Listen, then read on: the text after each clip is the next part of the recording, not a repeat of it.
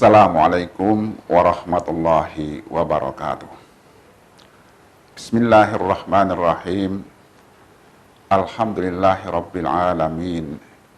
Wa bihi nasta'in ala umuri dunya waddin. Wassalatu wassalamu ala rasulillahi sallallahu alaihi wasallam wa ala alihi wa ashabi ajmain. Kaum muslimin dan muslimat, shaimin dan shaimat rahimakumullah. Kini kita tengah menjalankan ibadah salah satu rukun Islam yang 5, ibadah puasa.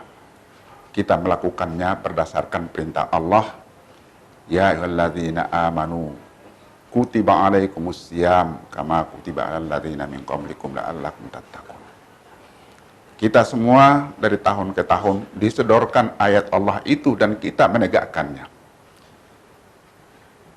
Kaum muslimin dan muslimat rahimakumullah, kita melaksanakan puasa, tujuan utama adalah takwa. Tapi ciri-ciri untuk membawa kepada takwa itu adalah menunjukkan kepada kita perlu mengaplikasikan makna yang terdalam dari ibadah puasa yang kita lakukan itu.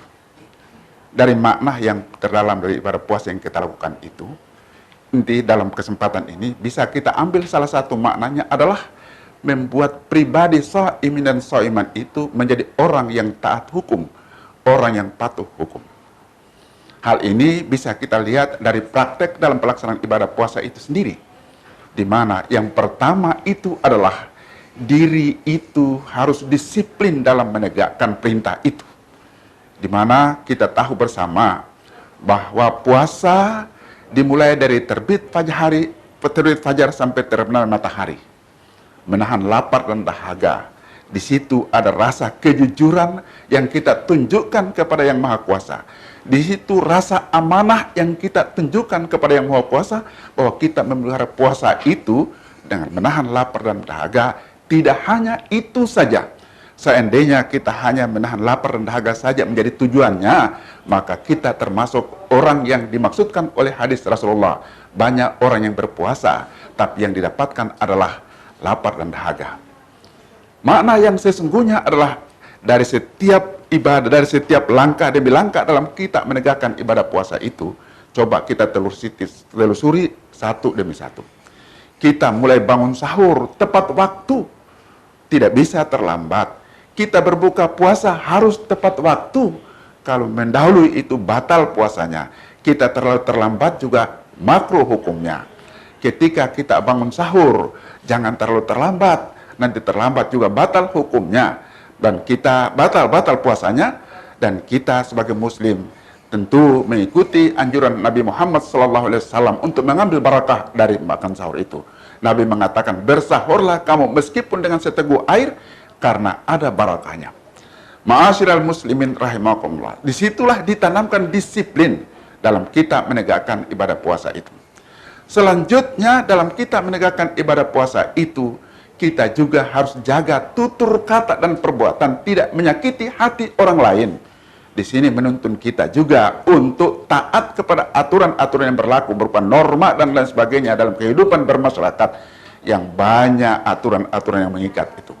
Kita perlu menegakkannya dengan didikan puasa ini, kita menegakkan disiplin itu dalam rangka kita memposisikan diri sebagai orang yang taat hukum. Ma'asyiral muslimin rahimakumullah. Selanjutnya dalam kita melaksanakan ibadah puasa itu, kita juga selektif dalam memilih makanan. Ketika kita berbuka puasa diharapkan dan sangat diharapkan untuk mengkonsumsi makanan yang halal. Halal dari sisi jenisnya dan halal dari sisi cara mendapatkannya. Ini mendidik kita untuk kita selalu waspada dalam kehidupan ini supaya kita selalu pada jalur yang benar. Ma'asyiral muslimin rahimakumullah. Terlebih dalam kondisi kehidupan kita sekarang, di mana ada wabah, sudah ada fatwa majelis ulama, diikuti dengan ketentuan peraturan dari umarah, hendaknya kita mentaati itu demi keselamatan diri kita dan diri orang lain. Ma'asyiral muslimin rahimakumullah. Mudah-mudahan dalam kita menegakkan ibadah puasa dengan menegakkan berbagai prinsip-prinsip yang mengikat itu, supaya puasa kita itu bisa bersih, terima di hadapan Allah. Kita tidak mau menjadi orang yang puasa awam.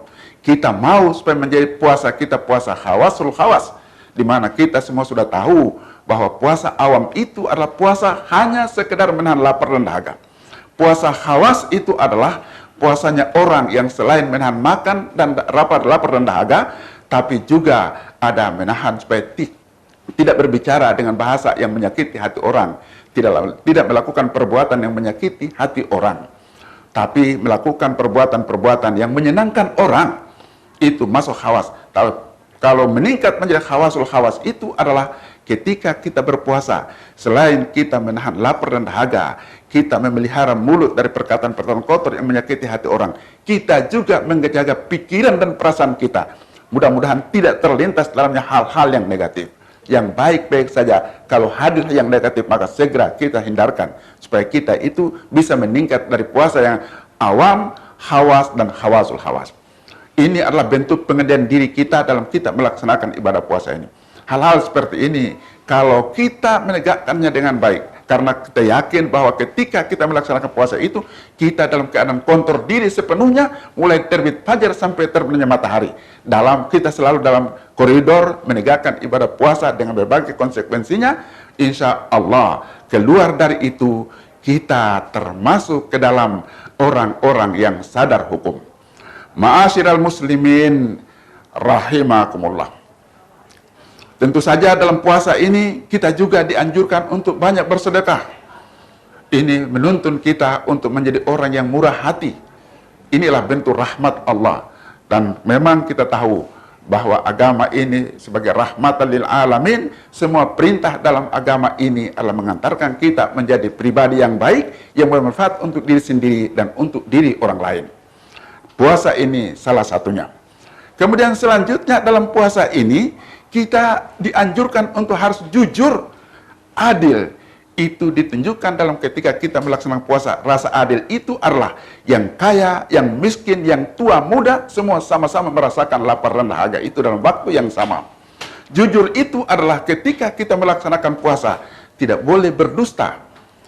Memang puasa ini Allah serukan kepada orang yang beriman, dan orang yang melaksanakan, kalau orang beriman, dia jaga puasanya meskipun tidak ada yang tahu, di tempat tersembunyi dia tidak akan mau makan dan tidak akan mau minum lantaran ia tahu bahwa Allah melihat dia.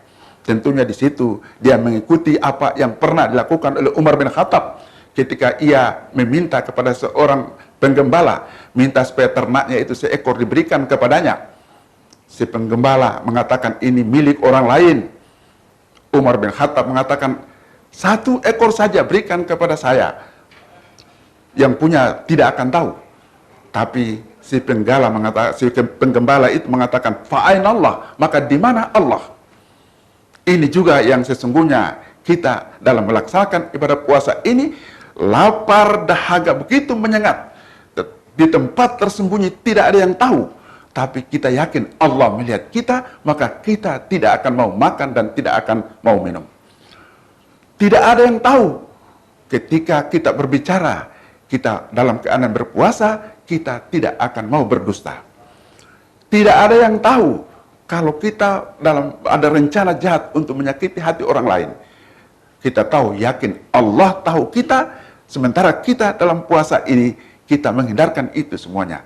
Maka sesungguhnya puasa ini menjadi alat kontrol buat diri kita. Dengan puasa kita mengendalikan diri kita sepenuhnya dalam koridor Allah, dalam koridor puasa ini, supaya puasa kita bersih diterima oleh Allah Subhanahu wa taala, sehingga kita keluar dalam Idul Fitri sebagai satu Syawal itu sebagai orang yang bersih, sebagaimana anak yang baru dilahirkan. Mudah-mudahan apa yang saya sampaikan pada saat ini ada manfaat bagi kita sekalian, khususnya terlebih-lebih dalam kondisi seperti ini. Marilah kita taat kepada peraturan ketentuan yang terkait dengan corona ini. Mari kita tegakkan apa yang dianjurkan oleh umara dan ulama. Wabillahi taufiq wal hidayah. Wassalamualaikum warahmatullahi wabarakatuh.